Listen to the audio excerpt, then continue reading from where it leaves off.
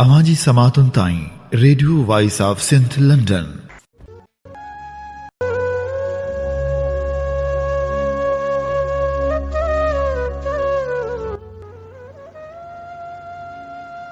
कह पर रुआं पिरीअ खे पचण नाह पचार, अंदर थी आहूं करियां खाणी मंझ खुमार। गिरे जी गुफ़्तार ॿीअ भत बारोचन में, भलारे बिट धणी जे भलारे बैत सां मुंहिंजी आवाज़ मुसाफ़िर radio voice of Sindh London तां थी दुनिया जे कुंड कुड़छ ताईं। जंहिंजा माॻ ॿुधिजे पियो उन्हनि मिड़नी महिरबाननि खे सिक भरियो सलाम शाल क़बूल पवे। 27 मई 2021 ख़मीस जे ॾींहुं प्रोग्राम कुझु वर्क किताब मां साण करे अवां जी ख़िदमत में हाज़िर आऊं अवां जो पंहिंजो मेज़बान हबीब लगारी। प्रोग्राम जी शुरूआत में अवां लाइ इहा ई दुआ त शाल जित हुजो, सुख सलामती सां हुजो, कॾहिं बि ॾुखियो ॾींहुं न ॾिसो, कॾहिं बि अवां जूं मुर्कूं मेरियूं न थियनि। प्रोग्राम कुझु वर्क किताब मां में असां अॼु जिन किताबनि जा वर्क वराईंदासूं उन्हनि किताबनि मां अॼु शुरूआत करियूं था। नाम्यारे सहाफ़ी, नाम्यारे लेखक, radio voice of Sindh London जे बानी, जदीद सिंधी सहाफ़त में मुख़्तलिफ़ लाड़ा मुतारिफ़ कराईंदड़ सहाफ़ी, अवामी आवाज़ जे बानी, रोज़ानी सोभ जे बानी ऐं सिंध सुजाग जे बानी, क़ौमी कारकुन, अॾोल सियासी अॻवान साईं इमदाद अली ओढो जे किताब निंड नहेरियो नेण जा अॼु असीं अवां जी ख़िदमत में पेश कंदासूं निंड नहेरियो नेण किताब मां चूंड वर्क। उहे चूंड वर्क जिन में radio voice of Sindh London जो ज़िक्र आहे। जी हा, radio voice of Sindh London जी पहिरीं सालगिरह जे मौक़े ते कयल तक़रीर साईं इमदाद अली ओढो जी इहा तक़रीर किताब निंड नहेरियो नेण में पिण शामिल आहे। जिए सिंध जिए सिंधी ॿोली। Radio voice of Sindh London जे आंगण ते लाखिणे लतीफ़ जे पांधीअड़नि सिंध जे हिलाली फ़र्ज़ंदनि ऐं न्याणियुनि खे दिलि जे गहराइनि सां आजियां करियां थो ऐं रेडियो जी सालगिरह ते अव्हां खे दिली वाधायूं ॾियां थो। Radio voice of Sindh London पारां दुनिया जे दिलि लंडन में हिकु ख़ूबसूरत सिंध गॾाई वई आहे। ही त मौजूदु सिंध जो हर फ़र्ज़ंद पंहिंजी सिंध धरती माउ लाइ कुझु करण जो सोचे ऐं अमलनि लोचे थो। असांजे लाइ सभ खां उत्साहींदड़ ॻाल्हि हीअ आहे त परॾेह में रहंदड़ हर सिंधी हज़ारे मैल परे हुजण जे बावजूदु सिंध लाइ सोचे थो ऐं उन लाइ कुझु करणु चाहे थो। क़ौमी मिड़ाकनि में शरीक थिए थो ऐं पंहिंजी कम्यूनिटी ऐं क़ौम जे सभ खां अहम मौज़ू ॿधी एके ऐं सिंध लाइ कुझु करण वारो जज़्बो रखे थो। हिन वक़्तु सभ खां अहम ॻाल्हि इहा आहे, असांखे क़ौमी जदोजहद वारे सफ़र में सभिनी खे गॾिजी कमु करिणो पवंदो, छाकाणि जो असांजी घर ऐं उन जे माल मिल्कियत ते कब्ज़े लाइ असां में घणियूं उणायूं ऐं ख़राबियूं पैदा कयूं वियूं आहिनि। असांखे सही ऐं ग़लति जी सुञाण खां महरूम कयो वियो आहे। अहिड़ी ख़ुशहाल सिंध जो धणी अॼु इंतिहाई कसम पुरसी वारी ज़िंदगी गुज़ारण ते मजबूर कयो वियो आहे। सूफ़ियुनि ऐं सनतनि वारी धरती ते उहो कुझु थी रहियो आहे जो ॾंदे आङुरियूं अची वञनि थियूं। उन जे तफ़सील में मां इन करे नथो वञणु चाहियां छाकाणि जो अव्हां सभु बाशऊर आहियो ऐं सूरत-हाल ते अव्हां जी गहरी नज़र आहे। इन करे असां मां हर माण्हू सख़्तु ॻणती में मुब्तला आहे ऐं हालतुनि खे बहितर बणाइण लाइ जतन करे रहियो आहे। सिंध जेका पंहिंजी तारीख़ी पस मंज़र जे हवाले सां दुनिया जे तहज़ीबनि जी अॻुवान रही आहे, सिंधी माण्हू जो इल्म ऐं शऊर सां वॾो तालुक़ु रहियो आहे, जंहिंजी बि तव्हांखे बख़ूबी ॼाण आहे। असांजी अक्सरियत अवाम खां इल्म ऐं शऊर खसियो वियो आहे। बिना इल्म शऊर जे मुआशिरो अणपूरो, विगाणो ऐं भंजडाह जो शिकार थिए थो। सिंधियुनि जे वोटनि ते क़ाइमु हुकूमतूं उहो कुझु कंदियूं आयूं आहिनि, जंहिं सबबु असांजो समाज तबाही जे कंधीअ ते पहुची चुको आहे। मुंहिंजो भेनर ऐं भाइरो, क़ौमुनि ते ॾुखिया वक़्तु ईंदा आहिनि। सिंधी बि ॾुखियनि हालतुनि मां गुज़री रहिया आहिनि। उन्ही हालतुनि जो सभ खां वधीक ज़िम्मेवार असांजो पढ़ियलु लिखियलु तबिको आहे। असांजा हुकुमरान, वज़ीर, असेंबली मेंबर ऐं मुख़्तलिफ़ पोस्टनि ते वेठल कामरनि जी अक्सरियत जेके पंहिंजनि फ़र्ज़नि जी अदायगी खां नाबरी वारियो वेठी आहे, उन्हनि खे सिर्फ़ु पंहिंजे ज़ाती मुफ़ादनि सां दिलचस्पी आहे ऐं पंहिंजे इल्म में सलाहियत ऐं तजुर्बे खे क़ौम जे भले लाइ इस्तेमालु करण बजाए हर ग़लीज़ कमु करण लाइ तयारु थी वञे थो, जंहिंखे असां करप्शन चऊं था। अहिड़े अमल करे क़ौमूं ईअं ई तबाही जे कंधे ते पहुचंदियूं आहिनि जीअं अॼु असांजी हालति आहे। तालीम ऐं इल्म त शऊर ॾिए थो। दुनिया जी तारीख़ खे ॾिसबो त क़ौमनि जी ओसर ऐं कामयाबियुनि में उन जे पढ़ियल तबिके जी जो सरवाणी वारो किरदारु रहंदो आयो आहे। हीअ असांजो पढ़ियल तबिको पंहिंजे इंसानी फ़र्ज़ खे विसारे वेठो आहे। उहो यादि रखणु घुरिजे त सिंध जा कुदरती वसीला कुदरत पारां सिंधियुनि जे लाइ ख़लकिया विया आहिनि। जेके सिंध अमर जी छाती मां तख़लीक़ कया विया आहिनि उन्हनि ते कुदरती तरह सिर्फ़ु सिंधियुनि जो हक़ु आहे। सिंधियुनि खे उन्हनि वसीलनि खां महरूम करण में बि असांजे मथे ज़िक्र कयल तबिके जो हथु रहियो आहे, जेको लोभ लालच में अची दुश्मन जे हथ में खेॾे रहियो आहे। जेके बि ग़ैर क़ानूनी कम थियनि था उहे गॾियल रज़ामंदी सां थियनि था। शागिर्द कापी कनि था त खेनि रोकण वारो केरु कोन्हे। स्कूल आहिनि त पढ़ाइण वारो कोन्हे। हज़ारे स्कूल बंदि पिया आहिनि, को चवण वारो कोन्हे। इस्पतालुनि में इलाजु कोन्हे। मासूम नियाणियुनि खां वठी समाज जे हर तबिके सां ज़ुल्म ऐं ज़्यादतियुनि जो सिलसिलो उरूज ते आहे। जिन वटि इख़्तियार आहिनि त उहे पंहिंजा इख़्तियार जाइज़ इस्तेमालु करण बदिरां सिंधी समाज खे तबाह करण वारनि सां गॾु ॾींहं राति कुधे कम में मसरूफ़ आहिनि। ईअं चवणु मुनासिबु थींदो त उन्हनि खे आवाम जी भींग करण जी मुकमिल आज़ादी मिलियल आहे। सिंधी समाज में जेके माण्हू हालतुनि खे सम्झनि था उहे मायूस लातालुक़ ऐं करप्ट तबिके खां ॾिनल आहिनि। असांजे समाज जो हू पढ़ियल तबिको जेको हालतुनि खे सम्झे थो उन जी बहितरी जी सोच बि रखे थो, हू बि लातालुक़ बणियल आहे। थाणा कोस घर बणियल आहिनि। हर तरफ़ तबाही बर्बादी आहे। अक्सर माण्हू लातालुक़ आहिनि त असांजो छा वञे या असां छा था करे सघूं। जेकॾहिं कुझु कबो त मुफ़ाद परस्त तबिको जिन खे रियासत जी टेक हासिलु आहे उहे जीअण कोन ॾींदा। जेके ज़ातियुनि ख़िलाफ़ु आवाज़ उथारनि था त उन्हनि ख़िलाफ़ु समूरी सरकारी मशीनरी हरकत में अची वञे थी ऐं मासूम सिंधी नौजवाननि जा गोलियुनि सां परूण करे लाश उछलाया वञनि था।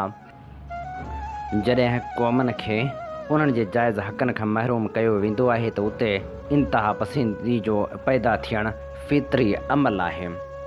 असांजो सिंध दोस्त धुरियूं जेके वॾियूं वॾियूं ॻाल्हियूं त कनि थियूं पर उहे सिंध मां समाजी बुराइनि ख़िलाफ़ु तारीख़ हलाइण लाइ तयारु न आहिनि। उहे स्कूलनि जी बंदिश ख़िलाफ़ु ऐं इस्पतालनि जी मुकमिल बहाली लाइ कोशिशूं करण लाइ तयारु कोन आहिनि। अगवा बदअमनी धाड़ा नशे पते जो आम इस्तेमालु ऐं ॿियूं बेवाजिबियूं असर रसूख़ वारे तबिके जे आशीर्वाद सां थियनि थियूं, जेको सिधी अणसिधी तरह हुकूमत में वेठो आहे या सियासत करे थो। हुन जी एजेंडा ते अवाम जा ॾुख ऐं सूर कोन आहिनि। उन समूरी सूरत हाल जो नतीजो इहो निकितो आहे जो सिंध दुश्मन एजेंडा ते हलंदे असांजे हाकिमनि ऐं कामोरनि पंहिंजी सिंध हमड़ ऐं पंहिंजे मिसकीन सिंधी ख़ल्क़ खे न सिर्फ़ु नज़रअंदाज़ कयो आहे पर उन्हनि खे तबाही जे कंधीअ ते पहुचायो आहे। उन सूरत हाल में सिंध तोड़े परॾेह में रहंदड़ वतन दोस्त लॾे खे सख़्तु ॻणती आहे। सिंध जे तारीख़ अहिड़नि माझी मुड़ुसनि सां भरी पई आहे जेके हर दौर में सिंधियुनि सां थींदड़ ज़्यादतियुनि ख़िलाफ़ु विढ़ंदा रहिया आहिनि। हिकिड़नि सिंध दुश्मन क़ुवतनि जे आशीर्वाद सां हुकूमतनि जा मज़ा माणिया ऐं ॿियनि पंहिंजी सिंध धरती माउ जे हक़नि लाइ वेड़ कई। किन पंहिंजा सिर घोरिया त किन वरी पंहिंजो समूरियूं ॼमारूं क़ैद में काटियूं पर पंहिंजो असूल ऐं क़ौम सां कयल कमिटमेंट ते अटल रहिया। सिंध में ॿिन्ही तबिकनि जो तसलसल जारी आहे। हिकिड़ा सियासत करे सिंध जे हक़नि जी ॻाल्हि कनि था, ॿिया वरी कलम वसीले क़ौम में सुजाॻी वारो कमु कनि था। के वरी समाजी तनज़ीमूं ठाहे सिंध में बहितरी जी कोशिशि कनि था। ईअं ई सिंध खां ॿाहिरि सिंधी जंहिं बि मुल्क में रहनि था उहे बि पंहिंजे वतन सां ॻंढियल आहिनि। उन्हनि मां घणा महिरबान पंहिंजे तौर ते हालतुनि खे बहितर करण जी कोशिशि कंदा रहनि था। उन करे कंहिं न कंहिं तनज़ीम सां सलाहियल आहिनि। Sindh doctors association, Indus education foundation, international Sindhi women organisation, America, Canada ऐं ऑस्ट्रेलिया में मुख़्तलिफ़ तनज़ीमूं अची वञनि थियूं। उन खां सवाइ ज़ाती हैसियत में बि केतिरा ई दोस्त कमु करे रहिया आहिनि। सभिनी जी गॾियल सोच इहा आहे त सिंध खे बचाइण जो वाहिद रस्तो तालीम आहे। हू वॾे अरसे खां हर साल तालीम जी मद में किरोड़े रुपया ख़र्च कनि था ऐं उते तालीमी इदारा हलाइनि था ऐं कुदरती आफ़तनि वक़्तु सिंधी माण्हुनि जी मदद कनि था। उन्हनि ख़ैराती इस्पतालूं क़ाइमु कयूं आहिनि। पारस मेडिकल सेंटर अमरकोट ऐं मुख़्तलिफ़ इलाइक़नि में अखियुनि ऐं ॿियनि बीमारियुनि जूं कैंपूं क़ाइमु करणु वग़ैरह, जेको पंहिंजी जाइ ते वॾो काराइतो कमु आहे।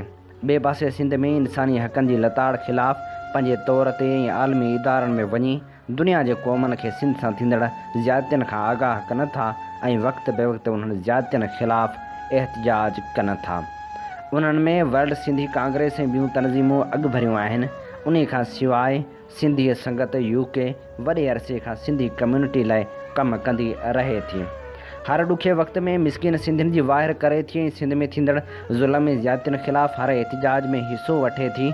उनखां सवाइ सिंधी एसोसिएशन ऑफ यूरोप बि पंहिंजो सफ़र कामयाबी सां शुरू करे चुकी आहे, जंहिंजो मक़सदु सिंधी कम्यूनिटी खे हिकु प्लेटफार्म ते गॾु करणु आहे। अहिड़ी तरह UK समेत ॿाहिरिनि मुल्कनि में रहंदड़ सिंधी पंहिंजी धरती ऐं धरती धड़नि लाइ सोचनि था, उन जे हक़नि लाइ जाखोड़नि था। भले खणी रस्ता हर कंहिं जा अलॻि हुजनि, पर मक़सदु सभिनी जो साॻियो आहे। जीअं त मूं सिंध में शौरी इनक़लाब लाइ क़ौमी जदोजहद खां वठी सहाफ़त वारे सफ़र खे 46 साल अर्पिया आहिनि। जदोजहद जो हिकु तवील दास्तान आहे जेको मां पंहिंजी आत्म कथा किताब जल मशल जल में ॾेई चुको आहियां। माण्हू धन दौलत ठाहींदा आहिनि, मुंहिंजी ज़िंदगी जी पूंजी ऐं सरमायो जल मशल जल आहे। मूं धन दौलत त कोन ठाही आहे, न वरी मूंखे शुरू खां वठी अहिड़ी ख़्वाहिश रही आहे।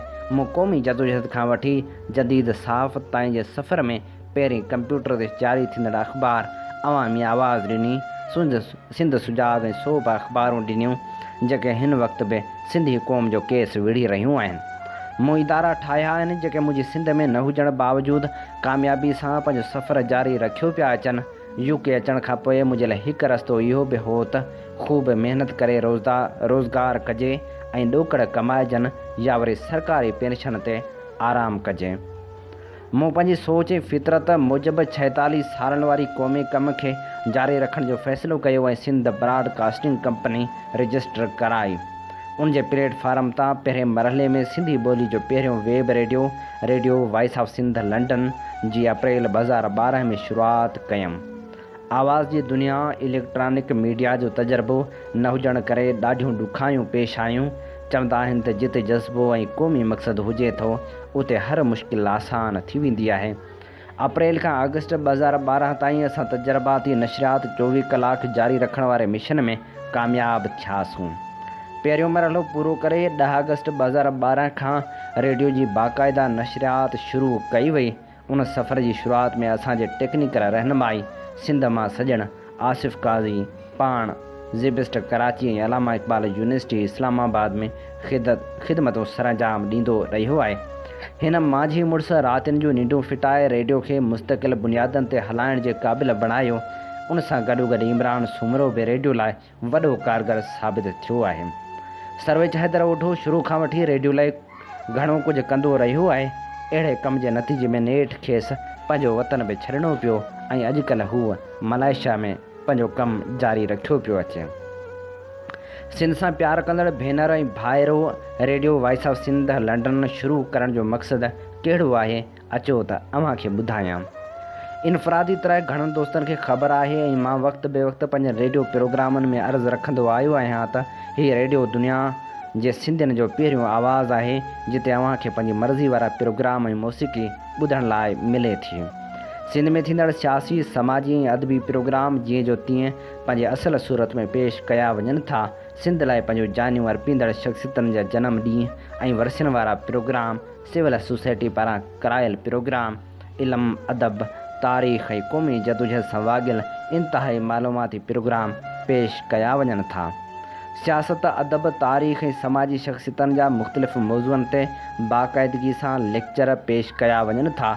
असांजे सथ में सीनियर सहाफ़ी जाफ़र मेमण जंहिंजो क़ौमी जदोजहद ऐं सहाफ़त में निमाया किरदारु रहियो आहे, इज़हार पीरज़ादो, मुश्ताक भट्टी ऐं ॿियनि दोस्तनि जे काविशनि सबबि असां रेडियो जे प्रोग्रामनि खे बहितर बणाइण वारे गस ते हली पिया आहियूं। ईअं जेकॾहिं अहले कलम ऐं अहले अदब दोस्तनि ऐं अव्हांजो सहकार जारी रहियो हो त असां radio voice of Sindh London खे क़ौमी सुजागी जो अहम प्लेटफार्म बणाइण में कामयाबु थी वेंदासूं। असांजो रेडियो घणो करे तालीम याफ़्ता तबिके में ॿुधो वञे थो। जीअं मां अर्ज़ु करे आयो आहियां त हर तब्दीली ऐं इनकलाब जो हर अवल दस्तो उन क़ौम जो तालीम याफ़्ता तबिको हूंदो आहे। आम मिसकिन माण्हू त उन जे हुकम ते पंहिंजो सभु कुझु उन हद ताईं जो पंहिंजे जान बि क़ुर्बान करण लाइ तयारु थी वेंदो आहे। सभ खां अहम असांजो तालीम याफ़्ता तबिको आहे जंहिंखे राह रास्ते आणण जी ज़रूरत आहे। उन करे असां रेडियो वसीले अणधुरियो थी क़ौमी सुजाॻी वारो कमु करे रहिया आहियूं। असां हर पार्टी जे प्रोग्रामनि खे अहमियत सां नशर करियूं था। हर कंहिंजो आवाज़ ऐं प्रोग्राम अव्हां ताईं पहुचायूं था। कंहिं बि पार्टी या धुर जो कमु सही आहे या ग़लति, उनजो फ़ैसिलो क़ौम खे करिणो आहे। उहो फ़ैसिलो तव्हांखे करिणो आहे। हूं बि मीडिया जो कमु हर पार्टी जी ॻाल्हि आवाम ताईं असल सूरत में पहुचाइणु आहे, पर असां वटि ईअं कोन थो थिए। उनजो नतीजो बि अव्हां जे आॾो आहे। Radio voice of Sindh London जी ख़सूसियत इहा बि आहे त हर प्रोग्राम असल सूरत में नशर कयो वञे थो। मां दावा सां चवां थो त हीउ कमु वाहिद असांजो रेडियो करे रहियो आहे। उनजे मक़बूलियत जो इहो बि वॾो कारण आहे जो हिन वक़्त ताईं ॿुधण जो अंग 10 लखनि खां वधी वियो आहे। सिंध में हुकूमती पाबंदियुनि ऐं इश्तिहारनि जी लालच करे बि असांजे सिंधी मीडिया जूं पूरो सिंध पॉलिसियूं एतिरो वाज़ह ऐं चिटो कोन आहिनि। मां त पाण उन्हनि इदारनि में रहियो आहियां ऐं टिन्ही अख़बारनि में एडिटर ऐं मालिक वारी पोज़ीशन ते सालनि जा साल कमु कयो आहे। मुंहिंजे वक़्त में सिंध दोस्त पॉलिसियुनि करे फ़ौजीअ तोड़े जमहूरी हुकूमतनि में अवामी आवाज़, सिंध सुजाॻ ऐं सोभ जा सरकारी इश्तिहार बंदि थींदा रहंदा हुआ। सख़्त माली मुश्किलातुनि बावजूदि अख़बारनि जो सिलसिलो जारी रखंदा आयासीं, छो त जिते सिधी ऐं अणसिधी तरह फ़ौजी राज हुजे उते सचाई सां सहाफ़त करणु केतिरो ॾुखियो आहे, उनजो अंदाज़ो मूंखां वधीक ॿियो केरु लॻाए सघे थो। असां खां पोइ जिन अख़बारूं कढियूं अॼु उहे अरबपती थी विया आहिनि। हिकिड़ी ॻाल्हि वाज़ह आहे त पैसो ऐं मक़सदु ॿई गॾु नथा हली सघनि। हिकु वक़्त में हिकिड़ो ई कमु करे सघिजे थो। मूं पंहिंजे लाइ क़ौमी मक़सद वारो रस्तो इख़्तियारु कयो जेको असांजे लाइ धन दौलत खां वधीक उत्तम आहे, जंहिं ते मूंखे फ़ख़ुरु आहे। 1975 खां 2008 ताईं 34 सालनि दौरान जेकॾहिं धन दौलत जे कढ हुजूं हा त हिते न अचिणो पवे हा, उते ई मामला तइ करे ॿियनि वांगुरु माल मेड़ींदा रहूं हा। घणा दोस्त radio voice of Sindh London जी पॉलिसी मुतालिक़ पंहिंजे ख़दशनि जो इज़हार कंदा आहिनि। मां रेडियो जे प्रोग्रामनि में अक्सर वज़ाहत कंदो रहियो आहियां ऐं हींअर बि पंहिंजी ॻाल्हि वरजाईंदुसि त हीउ सिंधी कम्यूनिटी जो रेडियो आहे। सिंधी कम्यूनिटी में हर तबिके, सियासी ऐं क़ौमी सोच रखंदड़ पार्टियुनि जा माण्हू आहिनि। असां बिना कंहिं फ़र्क़ जे हर कंहिंजो मौक़िफ़ ॾियूं था। जेके बि प्रोग्राम रेडियो ते पेश थियनि था, पसंदि ऐं नापसंदि खां सवाइ नशर करियूं था। असांजो कमु आहे त हर प्रोग्राम तव्हां ताईं पहुचायूं। बाक़ी असांजी पंहिंजे तरफ़ां इहा कोशिशि रहंदी आई आहे त असां अहिड़ा प्रोग्राम पेश करियूं जंहिंसां सिंधी कम्यूनिटी में इतिहाद, ॿधी ऐं क़ौमी सुजाॻी पैदा थी सघे। असांजो पढ़ियलु तबिको सुजाॻ थी पढ़ियल आवाम जी मालिकी करे ऐं ख़ुशहाल सिंध लाइ जाखोड़ करे। ख़ुशहाल सिंध असां सभिनी जी ज़िंदगी जो अवलीन मक़सदु ऐं ख़्वाबु आहे। असीं सम्झूं था त सिंध जे वसीलनि ऐं इख़्तियारनि ते मालिकी वारो सुवालु सभ लाइ अहम आहे। सिंध जा कुदरती वसीला असांजा आहिनि, उन्हनि ते मालिकी जो हक़ बि असांजो आहे ऐं हीअ समूरी जदोजहद उन्हनि जी हासिलात लाइ आहे। सुवालु इहो आहे त हक़ घुरण जी सूरत में जेकॾहिं गद्दारी जा लक़ब मिलनि, क़ैद मिले, ॻुझनि एजेंसियुनि पारां ग़ैर क़ानूनी क़ैद कयो वञे ऐं गोलियुनि सां परवून लाश ॾिना वञनि, त पोइ ॻाल्हि वाज़ह आहे त ताक़त जे ज़ोर ते मुल्क जे इख़्तियारनि ते क़ाबिज़ क़ुवतूं क़ौमनि खे उन्हनि जा हक़ ॾियण लाइ तयारु कोन आहिनि। हू तव्हांखे मुल्क जो वफ़ादार शहरीन शर्त ते तस्लीम करण लाइ तयारु आहिनि त तव्हां उन्हनि जी हर ॻाल्हि क़बूलु करियो ऐं सिंध जे वसीलनि ते उन्हनि जी मालिकी तस्लीम करियो।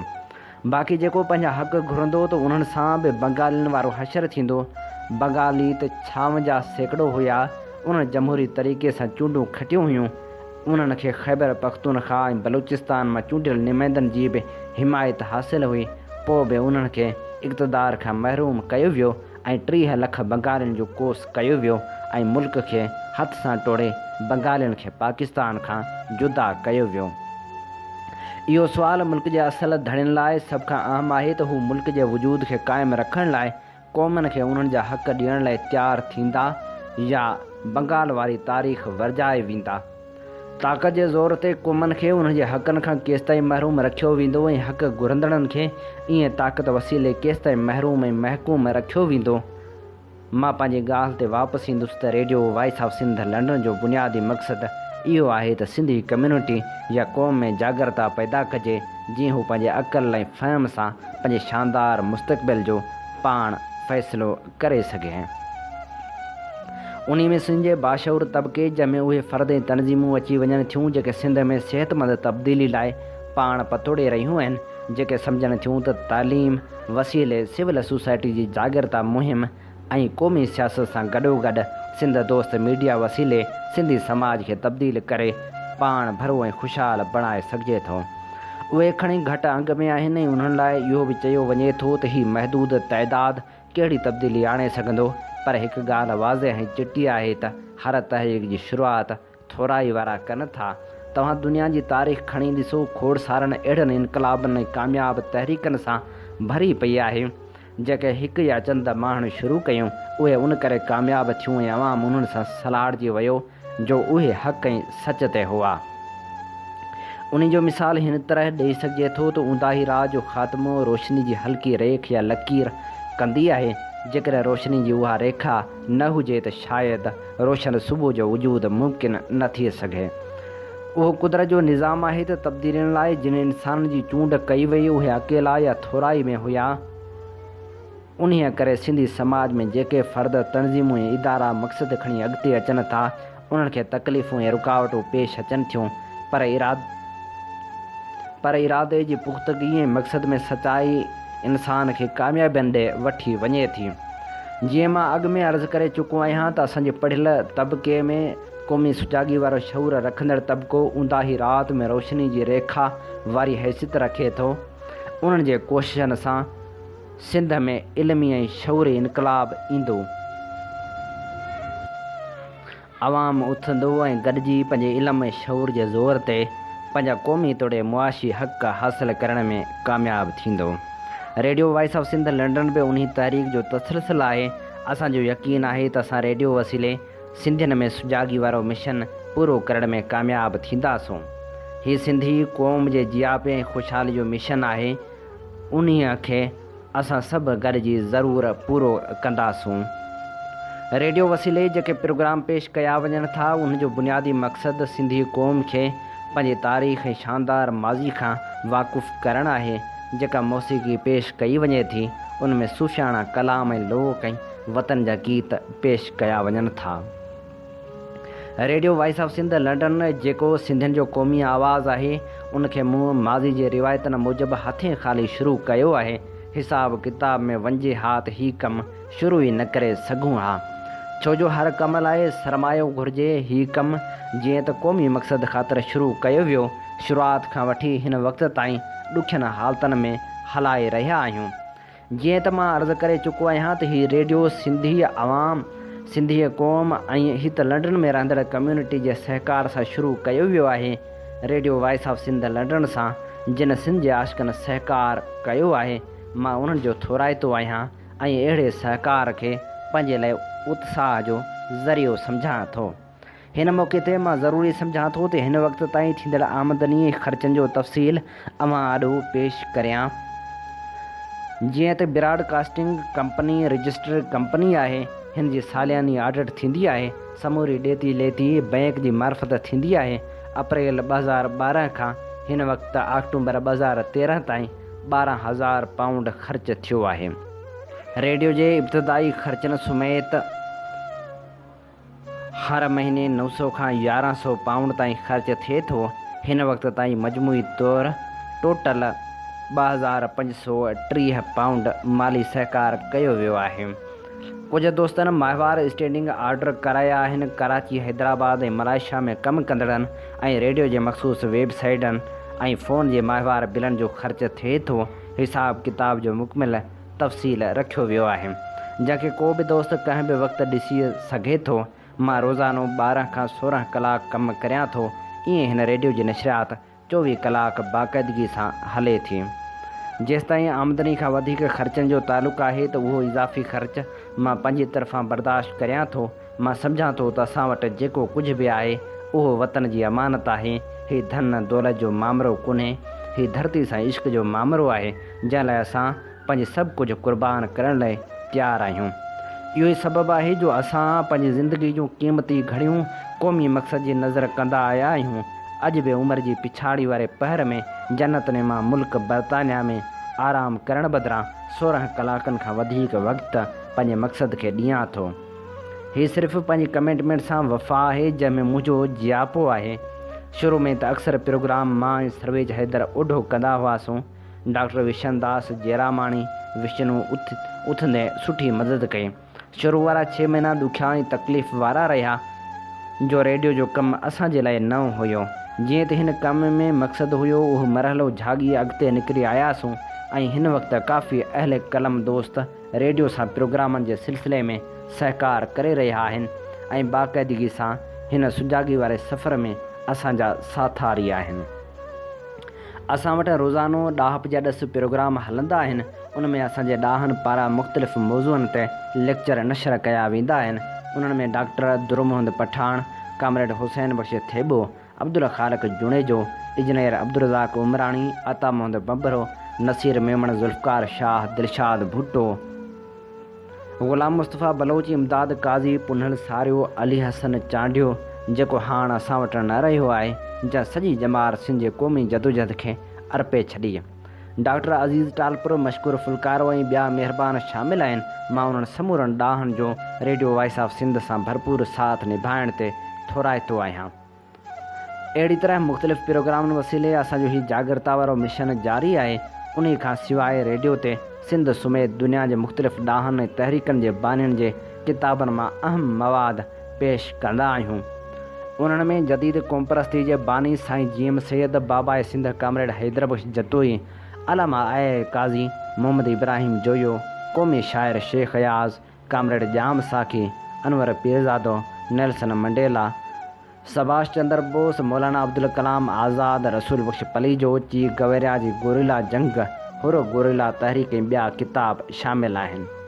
असांजी कोशिशि आहे त प्रोग्रामनि जो दाइरो वधाईंदे सिंध सां गॾु अंग्रेज़ी ॿोली में बि प्रोग्राम शुरू करियूं जीअं दुनिया खे असांजे सिंध सां थींदड़ बेवाजिबियुनि खां आगाही ॾेई सघूं ऐं सिंध जी तारीख़, तमदन, इल्म, सकाफ़त ऐं उनजे शानदार माज़ी खां आगाही ॾियारे सघूं।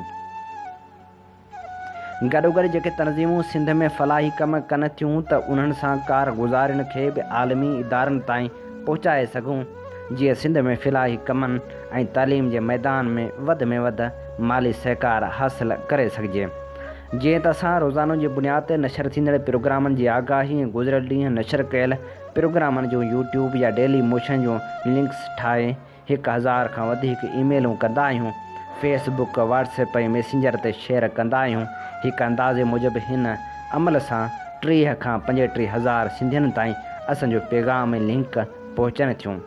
ईअं ई असां अंग्रेज़ी प्रोग्रामनि जूं लिंक्स ऐं उन्हनि प्रोग्रामनि जा लिखत में तफ़सील मुख़्तलिफ़ मुल्कनि जे इदारनि, पार्लियामेंट जे मेंबरनि, इंसानी हक़नि जे तनज़ीमनि ऐं फंडिंग कंदड़ इदारनि ॾे मोकिले सघंदासूं। ईअं करे असां सिंध जे शानदार तारीख़ी रिवायतनि ऐं शानदार माज़ी जे विरसे सां गॾु सिंध जे ॿरंदड़ मसइलनि खां बि आगाही ॾेई सघंदासूं। जेको मुंहिंजे वस में आहे उहो करे रहियो आहियां ऐं कंदो रहंदुसि, छो त हीअ सिंध धरती माउ जो मूं ते कर्ज़ु आहे। मां कंहिं ते थधो थोरो कोन थो करियां। जेको कुझु बि असां वटि आहे उहो हिन धरती जी अमानत आहे। जेकॾहिं हीअ जान बि उनजे कमु अचे थी त मुंहिंजे लाइ वॾो एज़ाज़ु हूंदो। मां हिन मौक़े ते अव्हां सभिनी खे इहा गुज़ारिश कंदुसि त जेकॾहिं तव्हां सम्झो था त radio voice of Sindh London वसीले असां सिंधी क़ौम लाइ बहितर ऐं लाभाइतो कमु करे रहिया आहियूं, तव्हांखे हिन इदारे जी मालिकी करणु घुरिजे। तारीख़ जे हिन ॾुखे मोड़ ते सभिनी खे पंहिंजो तारीख़ी किरदारु अदा करणु घुरिजे। हीअ असांजी सिंध धरती माउ जो सॾु आहे जेको हर हिलाली पुट खे वरनाइणो आहे। हीअ धन दौलत जंहिं लाइ असां ॾींहं राति जाखोड़े रहिया आहियूं उहो सभु कुझु कंहिंजे लाइ जंहिं धरती असांखे पैदा कयो ऐं सॼी जमार रिज़्क़, इल्म ऐं इज़त सां नवाज़ियो। आख़िर हिन नफ़्सा नफ़्सी वारी ज़िंदगी जे ख़ात्मे बाद उन धरती माउ जी हंज में वञिणो आहे। अंदर में झाती पाए ॾिसूं त असां उन लाइ छा कयो आहे जो दुनिया छॾण खां पोइ को चङनि लफ़्ज़नि सां यादि करे। अॼु ताईं दुनिया में केतिरा दौलतमंद आया ऐं विया, कंहिंखे दौलतमंद हुजण जे बुनियाद ते यादि नथो कयो वञे। दुनिया त उन्हनि मांझी मुड़ुसनि खे थी यादि करे जेके ॿियनि लाइ जी विया ऐं हमेशह लाइ पाण खे जीआरे विया।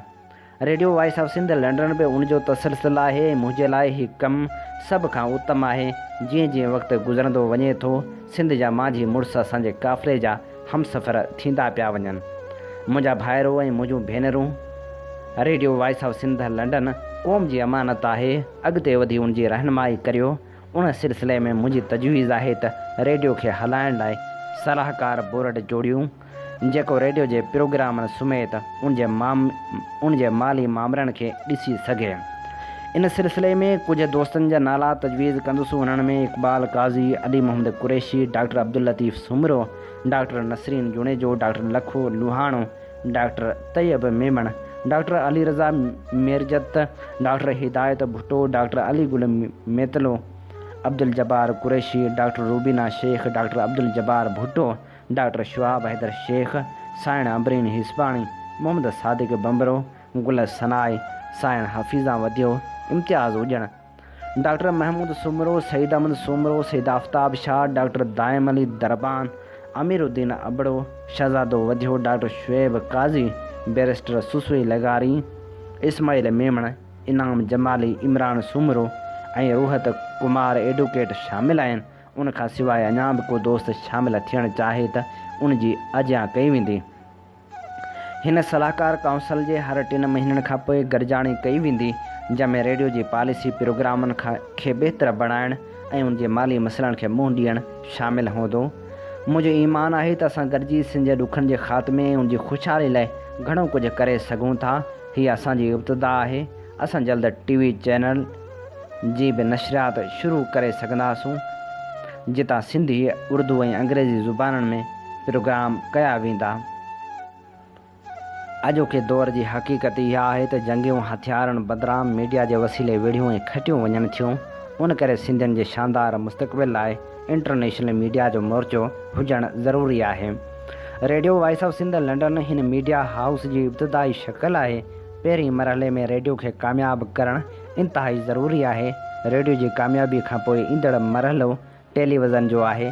असां उन वसीले सिंधी, उर्दू ऐं अंग्रेज़ी में प्रोग्राम करे सघंदासूं। अॼु बरतानिया में सिंधीअ जिते बि रहे थो पाण में जुड़ंदो वञे पियो। जॾहिं बि सिंध में का ज़्यादती थिए थी ऐं इंसानी हक़नि जी लताड़ थिए थी त सिंधी एहतजाजनि में शरीक थियनि था, सक़ाफ़ती प्रोग्राम थियनि था, औरतुनि जे तनज़ीम कमु करे थी। उनखां सवाइ सिंध में गुरबत जे ख़ात्मे ऐं तालीम जे वाधारे लाइ कमु थिए पियो, जेको 15 खां 20 साल अॻु मुमकिन कोन हो। अक्सर सिंधी सिंध सां जुड़ंदा वञनि पिया ऐं सिंध जे मसइलनि ते संजीदा थींदा पिया वञनि। हीउ सुजाॻी वारो माहौल समूरे दुनिया में रहंदड़ सिंधियुनि में तेज़ सां वधी रहियो आहे। Radio voice of Sindh London अहिड़े उत्साहींदड़ माहौल में पंहिंजो किरदारु वधीक अहमियत सां अदा करण जी कोशिशि करे रहियो आहे। दुनिया में क़ौमुनि जे तहरीकनि खे कामयाबी ताईं वठी वञण में बाशऊर ऐं ज़िम्मेवार मीडिया जो हुजणु लाज़मी आहे। इन सिलसिले में असांखे तव्हांजे सहकार जी ज़रूरत आहे, जीअं असां गॾिजी हिन क़ौमी मिशन खे सचाई ऐं ईमानदारी सां अॻिते वठी वञूं। मूं तव्हांजो चङो ख़ासो वक़्तु वरितो आहे। हिन मौक़े ते जेके सिंध जा आशिक़ radio voice of Sindh London जी मदद करणु चाहिनि था, उन जी आजियां कई वेंदी, छो त असां खसारे वारी सूरतहाल में रेडियो जा ख़र्च पूरा करे रहिया आहियूं। मां आख़िर में अव्हां सभिनी दोस्तनि, भाइरनि, भेनरनि ऐं नियाणियुनि जे दिलि जे गहराइनि सां थोराईंदो आहियां जो अव्हां radio voice of Sindh London लाइ वक़्तु कढी हिन तक़रीब खे मानाइतो बणायो। सॼण ऐं साणे कंहिं अणासी विसरे, हैफ़तिनी खे होए जिन वतन विसारियो। अॼोकी तक़रीब में जेके दोस्त ॻाल्हाईंदा उन्हनि खे रेडियो जे पॉलिसियुनि, उनजी नशरियात ऐं पंहिंजे पारां तजवीज़नि जो मुख़्तसर वक़्त में इज़हार करणु घुरिजे। आख़िर में मां पंहिंजी तक़रीर इन शहर सां ख़तमु कंदुसि त गली गली गाए ॾिस ॾींहं हज़ार, मांदा थियो न माण्हू मां ईंदी मुंद बहार। आस थम त सिंध जे आशिक़नि जा मेला हमेशह ईअं ई क़ाइम ऐं दाइम रहनि। Radio voice of Sindh London 10 अगस्त 2013। हीअ रेडियो जी सालगिरह ते कयल तक़रीर हुई, जेका असांजे मान वारे Sain radio voice of Sindh London जे बानी साईं इमदाद अली ओढो कई हुई। असां ही तहरीर अव्हां लाइ अव्हां जी ख़िदमत में पेश कई किताब निंड नहेरियो नेण मां। अव्हीं ॿुधी रहिया आहियो radio voice of Sindh. Programme नशर कयो पियो वञे कुझु वर्क किताब मां ऐं आउं अव्हां जो मेज़बान आहियां हबीब लवारी। प्रोग्राम कुझु वर्क किताब मां में हाण वर्क वरायूं था किताब माड़ियन मारिस कीन की जा। ही किताब नाम्यारे कोमप्रस्त अॻवान ऐं लेखक अब्दुल वाहिद आरिसर जो लिखियलु आहे, जेको जेल डायरी ते मुश्तमिल आहे, जंहिंमें सार जा सॾ बि आहिनि त हुस्नाकिन जा हिंदोरा बि आहिनि त वरी दलेरी जा दास्तान बि आहिनि ऐं अज़ियतनि जो ज़िक्र बि आहे जेके उन्हनि मुर्की क़बूलियूं छो त सिंध जे इश्क में क़ैद क़बूलण अज़ियतूं बर्दाश्त करणु सिंध जे आशिक़नि जो कमु आहे ऐं उन्हनि आशिक़नि हिन इश्क सां ख़ूब निभायो आहे। इन जे करे ही किरदारु हिन दुनिया मां हलियो वञण बावजूदि बि असां वटि मौजूदु आहिनि, ज़िंदा आहिनि पंहिंजे लिखण जी सूरत में, पंहिंजे किरदार जी सूरत में। अचो त अब्दुल वाहिद आरिसर जे किताब माड़ियन मारिस कीन की जा वर्क वरायूं। पोढ़े चयो, आह आऊं ॿारनि वांगुरु आहियां, तमामु वेझड़ाई में सभु काठियूं सड़ी वेंदियूं, बिल्कुलु सड़ी वेंदियूं। अहिड़ी रीति आऊं बि जल्द सड़ी वेंदुसि, सफ़ा सड़ी वेंदुसि। बुलबुल जो आवाज़ु पोढ़े जे कननि में ॿुॾणु लॻो। नाउमेद पोढ़े बेज़ार थी चवणु लॻो, ख़ामोश वो शोर कंदड़ झिरकी माठ, जवानी जे ॾींहं जी यादगिरी न ॾियार, उन्हनि ॾींहंनि जी यादि जॾहिं जिस्म में कुवत फुड़ताई हुई, जॾहिं न अखियूं ॾिसण खां थकिबियूं हुयूं ऐं न वरी कन ॿुधण खां। जवानी जे ॾींहंनि जी यादगिरी न ॾियार, ऐं हाणे ज़िंदा ऐं पुरमेद इंसान जी जाइ ते हॾियुनि जी मुठ आहियां, मूंखे गुज़री वियल वक़्तु विसारण ॾे। माज़ी बईद मुस्तक़बिल आहे, जेकॾहिं मुस्तक़बिल हूंदाहो आहे त माज़ी जी यादि सां उनखे रोशन करणु घुरिजे। माज़ी जे रूह परवर नसीम हाल जी तपश खे थधो करे छॾींदी। ज़िंदगी जो सिज हर वक़्तु चिमकंदड़ आहे, असां ख़ुदि उनखे पंहिंजी ॻणतियुनि जे ककरनि सां ढके छॾींदा आहियूं। माज़ी हाल ऐं मुस्तक़बिल टेई पोढ़े जे दिमाग़ में अची हिकु थी विया। संसद दिलि में कितकिताई पैदा थी ऐं उमंगनि जा सुरहा गुल टिड़ी पिया।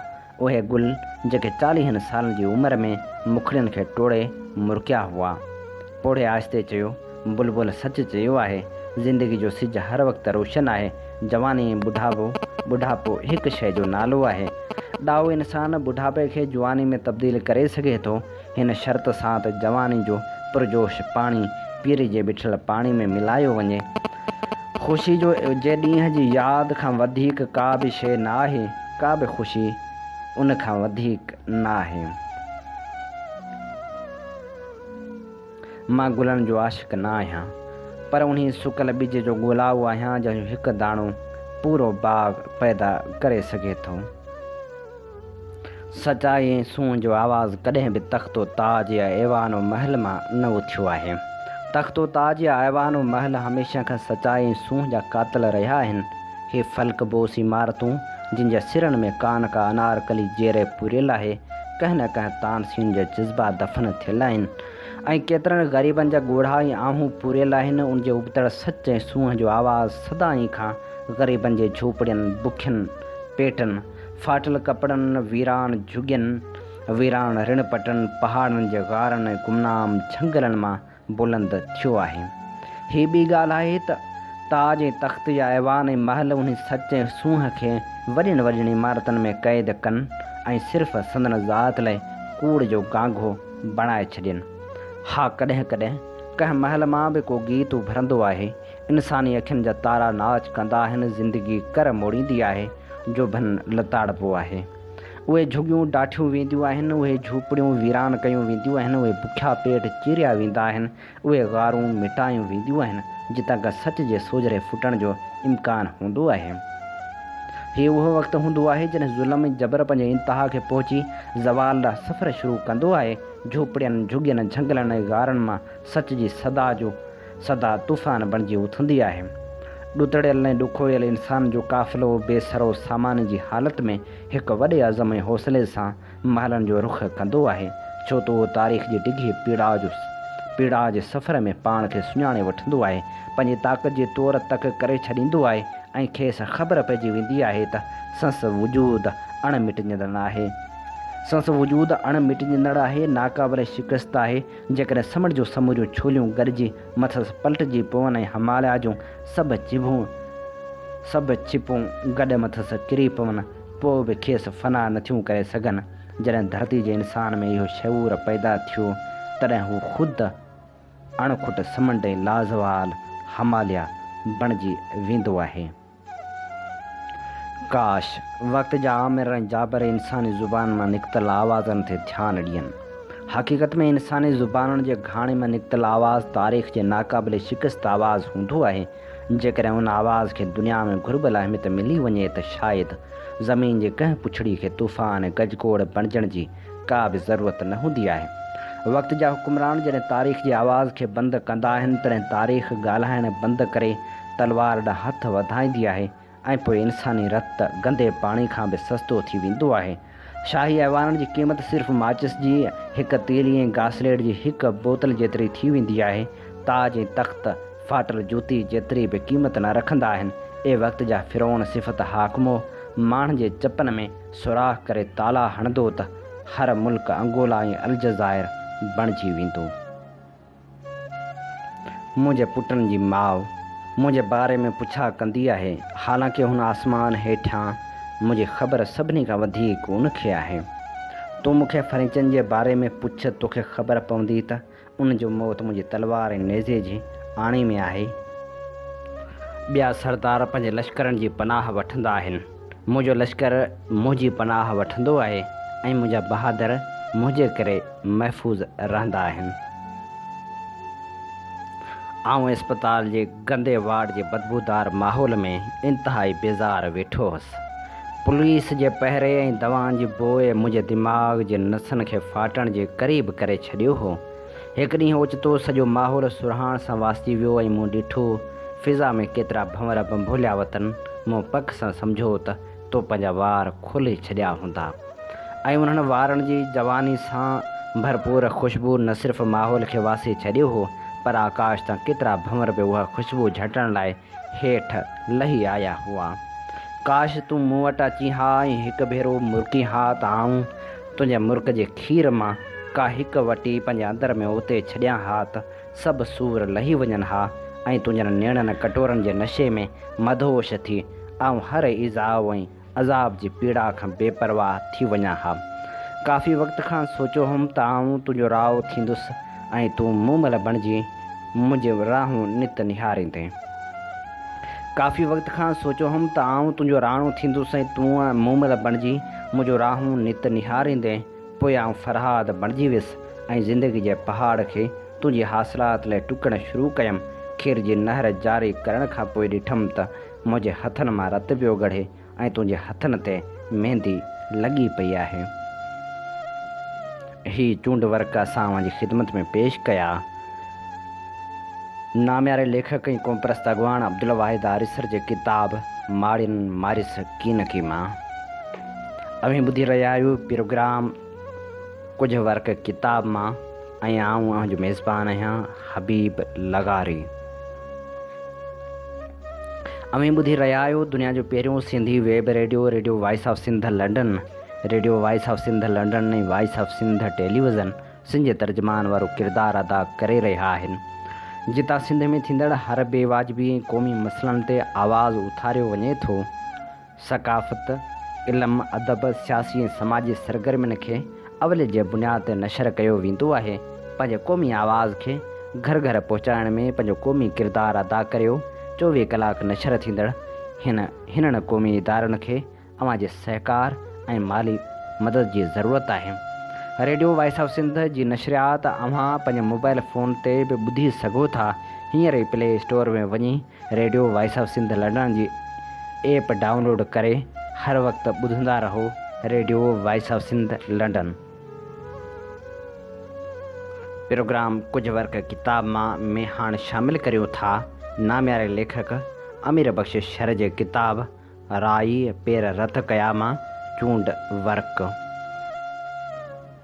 असांजे ॻोठ में रघेमल स्कूल खोलियो। रघेमल जी हिमत हिन तर्ज ग़रीब मिसकीन माण्हुनि खे तमामु घणे कमाई हुई, छो जो घणे भाङे सभिनी जा पुटड़ा स्कूल पढ़ण लाइ वेठा हुआ। घणो पोइ उन स्कूल जा घणा तणा पढ़ियल छोकिरा वञी कामयाबु थिया हुआ, पर थुले लेखे हर हिकु घर मां हिकिड़ो ॿ माण्हू पढ़ी पिया हुआ, जेके पंहिंजा लेखा चोखा पाण करे वॾेरनि ऐं सेठियुनि जे कर्ज़नि सुरनि खां आज़ाद थी रघेमल खे दुआऊं पिया कंदा हुआ। रघेमल जो नानो उर्स ख़ान देंपूअ तमामु घाटो हुयो, जंहिंखे ढाटकी में धर मेलो चवंदा हुआ। ॻोठ में अक्सर त मेघवाड़ कबीले जी हुई। संदन रीतमन रस्मनि मूजिबि रघेमल सां धर मेले जे करे उर्स ख़ान जी न्याणी रुगो उर्स ख़ान जी न पर सॼे ॻोठ जी न्याणी हुई। सॼे ॻोठ जा मेघवाड़ अमां खे अधी सॾींदा हुआ या आऊं बि बातड़ी ॿोली में सभिनी खे मामो चवंदो हुअसि। जीअं त रघेमल खे ध्यानु औलाद ई कोन हुयो, संस घर वारी हू पाण अमां खे सॻीअ धीअ जेतिरो मान ॾींदा हुआ। शादी मुरादी, ईद बरात, होली ॾियारी ऐं तेज थदड़ी ते अमां धीअ जा कोठिजी वेंदी हुई ऐं धीअरनि जा वेस वॻा खेसि मिलंदा हुआ। जीअं त रघेमल जो घर ओड़े पाड़े न पर पूरे राज में सभिनी खां सुखियो ऐं सरंदो बि हो, ऐं तंहिं करे ओड़े पाड़े जे माण्हुनि लाइ हिकमत ऐं डॉक्टरी जो दर्जो रखंदो हुयो। संस घर वारी सतियूं फ़कियूं सांढे रखंदी हुई, जेके आई वेल हर कंहिंखे कमु ईंदियूं हुयूं। तॾहिं डॉक्टरियूं ॿाक्टरियूं विड़ले खे ॿुधबियूं हुयूं, तप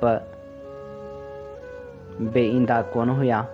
माण्हुनि सतियुनि ऐं फ़क़ियुनि ते घणो भाड़ींदा हुआ। सियादी तोड़े असुर जो रघेमल जे घरां हकियूं तकियूं हाज़िर थी मिलंदियूं हुयूं। रघेमल जी औताक बि औताक हुई, हलंदी न पर वहंदी हुई। विहारो खन खटूं हमेशह विछायूं पियूं हूंदियूं हुयूं। ऊन्हारे में पाणी जूं छटकारूं थींदियूं रहंदियूं हुयूं। हिंदू तोड़े मुसलमान महिमान हूंदा हुआ। मुसलमान लाइ कचो सीधो असांजे घर ॾे या मनु कुंभार जे घर ॾे रिध पचावल ॾींदो हुयो। वेले ते भले 50 महिमान जो कटक अची वञे, पर रघे जे मुंहं ते हराम को घुंज पवे। कुल्हे ते रखियल अंगोछी सां पियो मखियूं हकलींदो ऐं महिमाननि खे चवंदो हुयो त अञा कुझु खाओ, अञा बि कुझु खाओ। होॾा हिंदू महिमाननि खे संदसि घर वारी हथनि सां मानियूं पचाए खाराईंदी हुई। एतिरे क़दर जो लाबारे जे वक़्तु थर जे मुख़्तलिफ़ ॻोठनि जा मेघवाड़ मज़दूर टोलनि जी सूरत में रघेमल जी औताक ते टिकीअ मुफ़्त जूं मानियूं खाई पोरियो पंहिंजे लाइ कंदा हुआ। पर असां कॾहिं बि रघेमल जे घर वारी खे गर्मी तोड़े सर्दीअ झुड़ तोड़े फुड़ीअ मानियूं पचाईंदे मुंहं में का सुर कोन ॾिठो हुयो। ॿई ज़ाल मुड़ुस चवंदा हुआ त अबा मानी कानी आहे। रायतमल जे दुकान खुलण बाद ओड़े पाड़े जा निंढा निंढा वॾेरा बि ॻोठ में संसद दुकान ते अचण लॻा हुआ, जिन मां कालू केरियो ऐं दोदो कान्हियो नाले वारा ई अहम हूंदा हुआ। नाने उर्स जो बि साणनि वास्तो हूंदो हुयो। उन्हनि खां पोइ संस औलाद आलिम केरियो, अहमद ऐं मोहम्मद कान्हियो बि ईंदा रहंदा हुआ। सेठ रायतमल हर महीने हिकु राति सतसंग कंदो हुयो, जंहिंमें घणो करे मिठे सीरे जे देगियुनि जी ख़ैरात कंदो हो, जेका असांजा माइट बि खाईंदा हुआ त असांखे बि खाइण खां कोन झलींदा हुआ। झल हुई न हुई त मेघवाड़ जो रिधल पचायल खाधो कोन्हे खाइणो, छो जो उहे हिंदू आहिनि। आउं सोचींदो हुयुसि हिंदू त वाणिया बि आहिनि, पर उन्हनि जो छो था खाऊं, इहा ॻाल्हि सम्झ में कोन ईंदी हुयमि। हा, रायतमल जे उन सतसंग बाद राति जो राग जी महफ़िल थींदी हुई। सेठ जो मुलाज़िम दयालो मल बाजो खणी वेंदो हुयो त मज़हबी भॼननि बाद शाह जूं वायूं मिठड़े आवाज़ में आलापींदो हुयो। चवंदा हुआ त दयालो मल घराणे घर जो ॿार हो। संस वरड़नि हुनजी तालीम तरबियत में राग रंग ते बि ज़ोर रखियो। वक़्त ऐं हालतूं फिरियूं त माइटनि जे कंगाल थियण बाद हू पाण ॿिए जे दर जो नौकर बणिजण ते मजबूर थियो। तॾहिं त अंदर मां दर्दीला आलाप कढंदे नियण जा कटोरा छुलकंदा रहंदा हुयसि। उन हूंदे बि कॾहिं कॾहिं साणसि घड़े या पकवाज़ ते संगत कंदड़ पंहिंजी मेघवाड़ टेके मेघवाड़ जी लई मां थिड़ीअ वञण ते खेनि राग रोके हकल करे दड़का बि ॾींदो हो। बाबा ॻाल्हियूं कंदो हुयो त इन ज़माने में चोरी जो वॾो आज़ार हूंदो हुयो। सॼे ॾींहुं ॿनियुनि में लिंग वलोड़े हच थियल हारी रातिनि जो वरी पंहिंजे अंधे मंडे माल मॾे ते पहिरा ॾेई सिजो भारींदा हुआ। तिन ॾींहंनि ओड़े पाड़े जे ॻोठनि जी भेट में वरी असांजे ॻोठ मां चोरियूं तमामु घणियूं थींदियूं हुयूं। पर ईअं चइजे त घणा तणा सिखड़ाट वात ॻाढ़ा चोर त पंहिंजो हथ ई असांजे ॻोठ जे चोरियुनि तां पको कंदा हुआ। छो जो ॻोठ सॼो हुयो ग़रीब मेघवाड़नि जो। बाक़ी असां शहरनि जा 2 टे घरड़ा से बि कहिड़ा वरी शहर, न कन चोरी न चकारी न झेड़ो न फॾो, न अचनि कॾहिं विहण, न वरी कंहिंजो को माल बि ॿधनि। मिड़ो ई वीचारा पेट जी पांदी पूरी करण ऐं कन लिकाइण में पूरा हूंदा हुआ। ॿिए पासे जे मिटनि माइटनि जा हितां हुतां चोरी जे माल हणण जा वाजट पिया वॼंदा हुआ। पर हिते ॿियो थियो ख़ैरु। थींदे थींदे पोइ त भतियनि पोतियनि मिट माइट बि असांजे वरड़नि खे शरण बजाए रुॻे जे ॻोठ जा मेघवाड़ चवंदा हुआ। न झेड़ो न फॾो न अड़ी न सड़ी न इड़ती न फिरती, पोइ छाजा शर। सो वञी कन लिकाइण वारी कार तां नेठि हिकिड़े भेरे के 2 चोर असांजे ढगियुनि जो जोड़ो बि काहे विया हुआ। वरहड़ा बरहड़ा हली घुमी मोटिया, पर चोरनि पेर ईअं लिकाया भाव ढगा तोड़े चोर आसमान ॻेही वियो हो।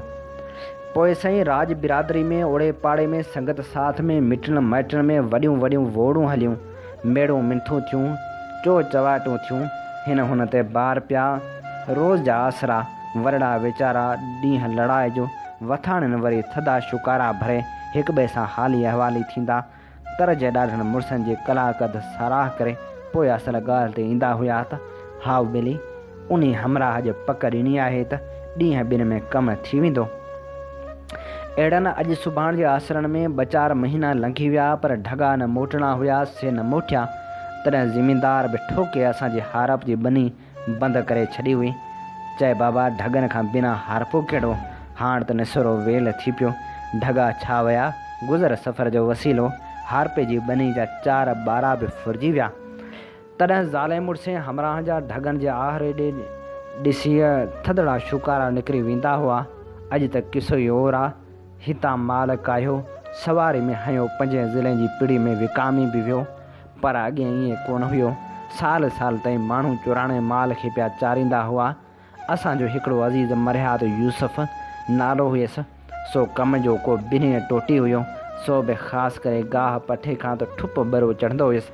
तंहिंजी खेती हूंदी हुई त बजाए जे टाइम ते दिस तां कंहिं न कंहिंजो जोड़ो ढगनि जो हणी ईंदो हुयो। बजाई कढी वरी उहे भुंग ते वापसि करे छॾींदो हुयो। कारीगरी इहा कंदो हुयो त ओड़े पाड़े मां मोल कछी ढगनि जा काराए जा कतरियल सिंह हॾवाड़नि खां वठी घर में रखी छॾिया हुआ। बजाए जे ॾींहंनि में चोराणी जोड़े खे उहे सिंह पाराए पोइ खुले आम ॿिन्हिनि में वहाईंदो हुयो।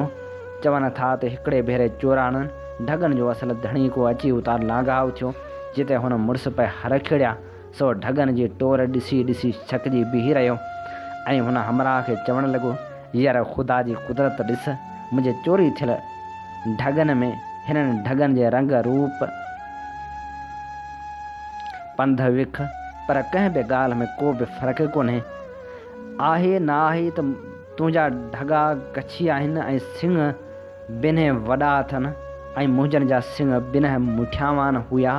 न त ही बि हूबहू निसपिस जहिड़ा मुंहिंजा ढगा। चवनि था त उन ज़माने जा चोर दुश्मनी में या कंहिं पलो पांध में कंहिंजा ढगा काहींदा हुआ त अॻिले सां वेर पालण लाइ उन्हनि गुगदामनि खे कोसे पाणी जा ढुक ॾींदा हुआ।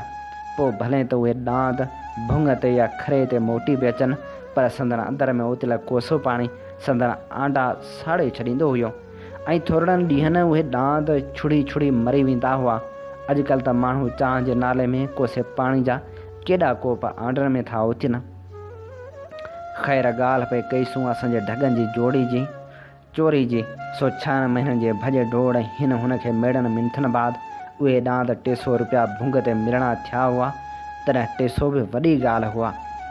तिन जे लाइ असांजे वरड़नि खे हिकिड़ी सुआ में हिकिड़ी भरोड़ ढगी ऐं हिकिड़ी गाह कुतर करण जी मशीन विकिणी पई हुई। नेठि उहे 200 रुपया भुंग भरे ढगा वराए ॾाढा ख़ुशि थिया ऐं हिक ॿिए खे मुबारकूं ॾिनियूं हुआ। होॾां घर जूं वरड़ियूं ॿिनि ढगनि जे बदिले में समूरो वथाण ख़ाली ॾिसी केतिरा ई ॾींहं सुरकंदियूं रहंदियूं हुयूं ऐं नानो उर्स वरी हथ खणी चोरनि खे पाराता ॾींदो हुयो। माण्हू चवंदा हुआ त नानो उर्स अलाह वारो ऐं दरवेश मनुष्य हुयो। संस दुआ पेट लॻंदी हुई।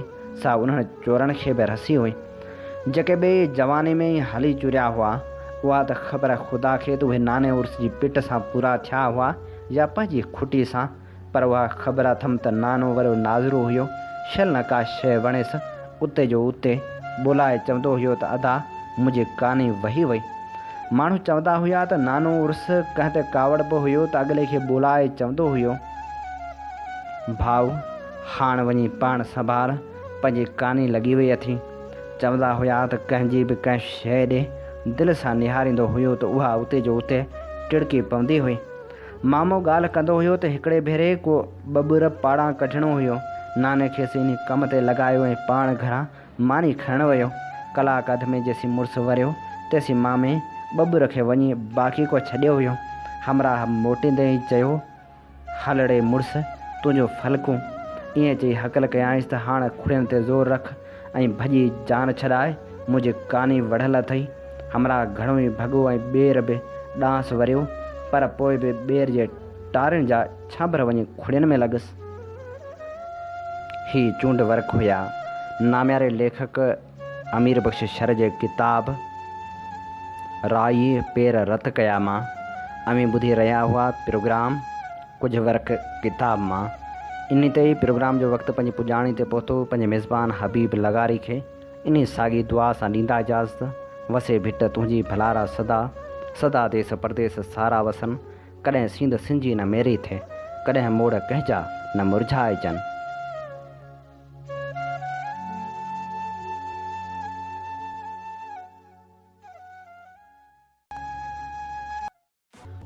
सिंध मुंहिंजी अमा सूंह तुंहिंजी मथां छा लिखी, छा लिखां छा लिखी छा लिखां। ओ सिंध मुंहिंजी अमा दुनिया जा सिंधियो हिकु मुठ थी सिंध बचायो। सिंध मुंहिंजी अमा सूंह तुंहिंजी मथां छा लिखी, छा लिखां। सिंध जो क़ौमी आवाज़ radio voice of Sindh London.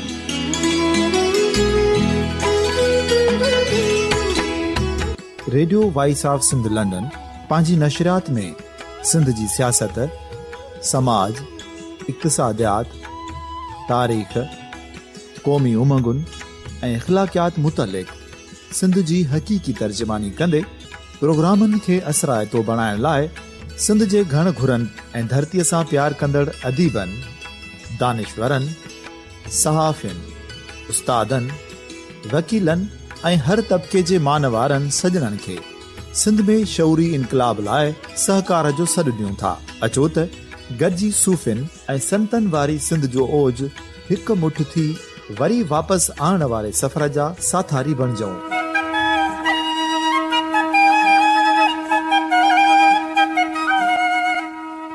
हिकु नए सुबुह जी शुरूआत जो पड़ाॾो घर घर, ॻोठ ॻोठ ऐं शहर शहर ताईं पहुचायो।